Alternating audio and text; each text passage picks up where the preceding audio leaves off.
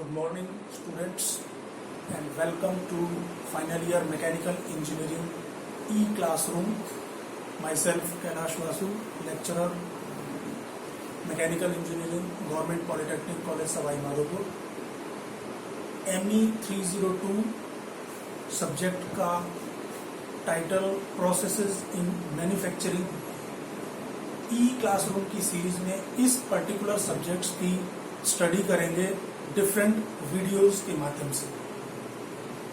जैसा कि सब्जेक्ट है प्रोसेसेस इन मैन्युफैक्चरिंग, यानी कि किसी प्रोडक्ट को बनाने के लिए कौन कौन से प्रोसेसेस हो सकते हैं उनके बारे में स्टडी करना है इस सब्जेक्ट में। अगर हम प्रोडक्शन की या मैन्युफैक्चरिंग की बात करते हैं तो प्रोडक्शन में बहुत वास्ट फील्ड है, अलग अलग टेक्निक्स हैं, अलग अलग प्रोसेस हैं, लेकिन इस पर्टिकुलर सब्जेक्ट्स में अपने को जो टॉपिक कवर करने हैं उनके बारे में एक इंट्रोडक्शन इस वीडियो के माध्यम से मैं आपको देना चाहता हूं। अगर हम प्रोडक्शन की बात करते हैं तो प्रोडक्शन के लिए सबसे इम्पोर्टेंट चीज होती है मटेरियल या पदार्थ, और इन पदार्थों को हम मुख्यतः दो भागों में बांट सकते हैं। पहला मेटेलिक मटेरियल और दूसरा नॉन मेटेलिक मटेरियल्स। मेटेलिक और नॉन मेटेलिक मटेरियल्स में हम किसी उत्पाद का निर्माण किस तरीके से करेंगे, उसके अंदर कौन कौन सी ऐसी टेक्निक्स होंगी, कौन कौन से ऐसे प्रोसेस होंगे, इनके बारे में हम इस सब्जेक्ट में स्टडी करेंगे। अगर मेटेलिक मटेरियल्स की बात करें तो उसमें आयरन है, स्टील है, कॉपर है, एल्यूमिनियम है, ब्रास है, ब्रॉन्ज है, जिससे हम किसी उत्पाद का निर्माण किस प्रकार से कर सकते हैं।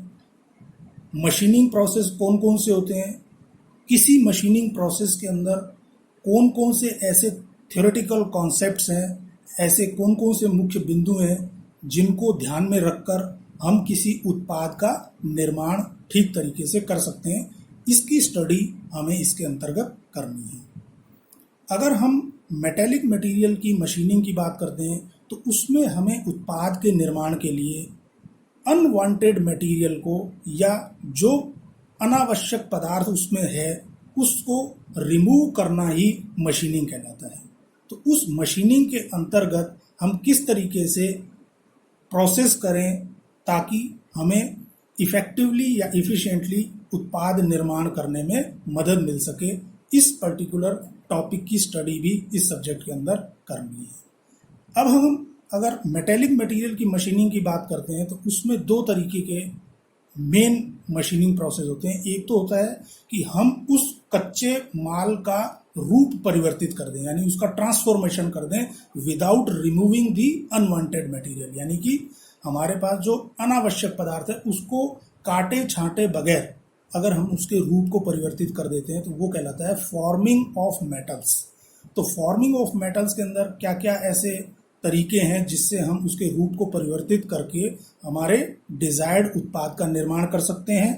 और दूसरा जो भाग है जिसके अंतर्गत हम मशीनिंग की सहायता से अनवांटेड मटेरियल को रिमूव करके, इफेक्टिवली रिमूव करके हम अपने उत्पाद का निर्माण कर सकते हैं। तो उस उत्पाद के निर्माण में ऐसी कौन कौन सी चीजें हैं, कौन कौन से ऐसे कॉन्सेप्ट्स हैं जिनको ध्यान में रखना आवश्यक है, इसकी स्टडी हमें इस पर्टिकुलर टॉपिक में करनी है। फिर नॉन मेटेलिक मटेरियल्स की अगर हम बात कर रहे हैं तो उसमें प्लास्टिक है, रबर है, लकड़ी है, एस्बेस्टस है, सिरेमिक्स हैं। इन पदार्थों का इस्तेमाल करते हुए भी हम अपने उत्पादों का निर्माण करते हैं। तो इस तरीके के नॉन मेटेलिक या अधात्विक पदार्थों से हम किस तरीके से उत्पाद का निर्माण कर सकते हैं, उसमें कौन कौन सी ऐसी बातें हैं जिसको ध्यान में रखकर हमारा उत्पाद बहुत ही उन्नत क्वालिटी का या जो एंड यूजर है उसके अकॉर्डिंग हम बना सकते हैं, उसके प्रोसेस की स्टडी अपने को इसके अंतर्गत करनी है। अगर हम प्रोडक्शन इंजीनियरिंग की बात करें तो उस प्रोडक्शन के अंदर जो अल्टीमेट ऑब्जेक्टिव होता है इंडस्ट्री का वो ये है कि उस उत्पाद का निर्माण हम इस तरीके से करें कि उसका जो एंड यूजर है या जो उसको उपभोग में लेने वाला है, जो उपभोक्ता है, उसके पास उत्पाद उस क्वालिटी का मिल सके जिससे कि वो उससे संतुष्ट हो सके, यानी कि उसकी जो रिक्वायरमेंट है वो फुलफिल हो सके। और दूसरा, उस प्रोडक्ट की जो कीमत है, जो कॉस्ट है, वो उस दूसरे कॉम्पिटिटिव प्रोडक्शन या प्रोडक्ट्स के कंपैरेटिवली हो, यानी उसकी जो कीमत है और उसकी जो टेक्निक हम यूज़ कर रहे हैं वो दोनों ही कंज्यूमर के अकॉर्डिंग होनी चाहिए। तो इन चीज़ों को ध्यान में रखते हुए हम उस प्रोडक्शन इंडस्ट्री के अंदर किस तरीके की थ्योरी या किस तरीके की टेक्नोलॉजी यूज़ कर रहे हैं, ये ध्यान रखना आवश्यक होता है। तो इसके लिए एक टर्म होती है प्रोडक्टिविटी। तो किसी इंडस्ट्री के अंदर हम प्रोडक्टिविटी को कैसे इंक्रीज कर सकते हैं, कैसे बढ़ा सकते हैं, इसके बारे में भी अपने को स्टडी करनी है।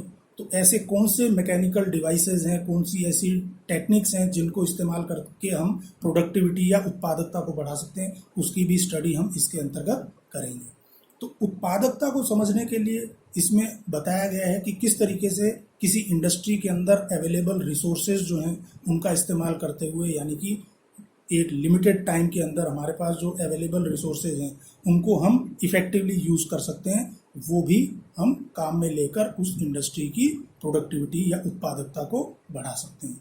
तो ये इस पूरे सब्जेक्ट का एक किस्म से मैंने आपको ब्रीफ आइडिया दिया है कि हम इस पर्टिकुलर सब्जेक्ट में कुछ ऐसे प्रोसेस डिस्कस करेंगे, स्टडी करेंगे, जिससे कि हम किसी उत्पाद का निर्माण कंज्यूमर या अपनी रिक्वायरमेंट की अकॉर्डिंग उसकी परफॉर्मेंस परफेक्ट बने, इसके अकॉर्डिंग कर सकें, प्लस उस प्रोडक्शन का जो कॉस्ट है उसको भी हम लिमिटेड रखते हुए किसी भी इंडस्ट्री की प्रोडक्टिविटी को कैसे इंक्रीज किया जा सकता है, ये इस पूरे सब्जेक्ट का एक ऑब्जेक्टिव है, गोल है, ताकि हम ये समझ सकें कि प्रोडक्शन इंडस्ट्री के अंदर किस तरीके से प्रोडक्शन किया जाता है।